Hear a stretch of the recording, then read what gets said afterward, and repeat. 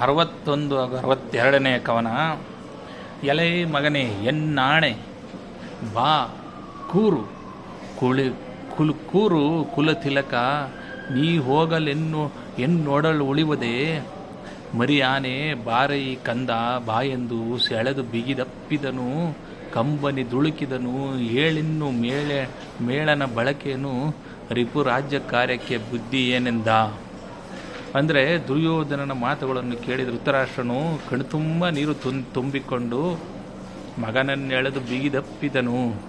ಕುರುವಂಶ ತಿಲಕನಾದ ಮಗನೇ, ನೀನು ನನ್ನ ಆಣೆ ಹೋಗಬೇಡ, ಬಾ, ನೀನು ಹೋದರೆ ಈ ದೇಹವು ಉಳಿಯುವುದೇ. ನನ್ನ ಮರಿಯಾನೆಯೇ ಬಾ, ಶತ್ರು ರಾಜರನ್ನು ನಿರ್ನಾಮ ಮಾಡಲು ಇನ್ನು ಮುಂದೆ ಏನು ಮಾಡಬೇಕು, ನಿನ್ನ ನಿಶ್ಚಯವೇನು ಹೇಳು ಎಂದು ಧೃತರಾಷ್ಟ್ರನು ದುರ್ಯೋಧನನಿಗೆ ಕೇಳುತ್ತಾನೆ.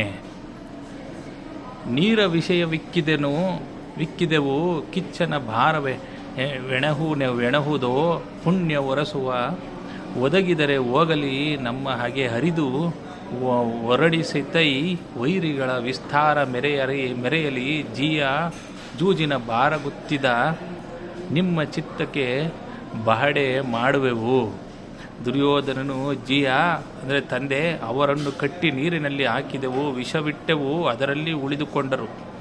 ಈಗ ಅವರನ್ನು ಬೆಂಕಿಯಲ್ಲಿ ಸುಡುವ ಉಪಾಯವನ್ನು ಮಾಡಿ ನೋಡುತ್ತೇನೆ. ನಮ್ಮ ಪುಣ್ಯವನ್ನು ಪಣವಾಗಿಟ್ಟು ಹೋರಾಡೋಣ. ಹೋಗುವ ಆಗಿದ್ದರೆ ಶತ್ರುಗಳು ನಾಶವಾಗಿ ಹೋಗಲಿ, ತಪ್ಪಿತೋ ಶತ್ರುಗಳೇ ಮೆರೆಯಲಿ. ಇದೊಂದು ಜೂಜಿನ ಚಾವಟಿಯ ಹೊಡೆತ ನಿಮ್ಮ ಮನಸ್ಸಿಗೆ ಬಂದರೆ ಮಾಡುತ್ತೇನೆ ಎಂದನು ದುರ್ಯೋಧನನು ತಂದೆಗೆ. ಧನ್ಯವಾದಗಳು.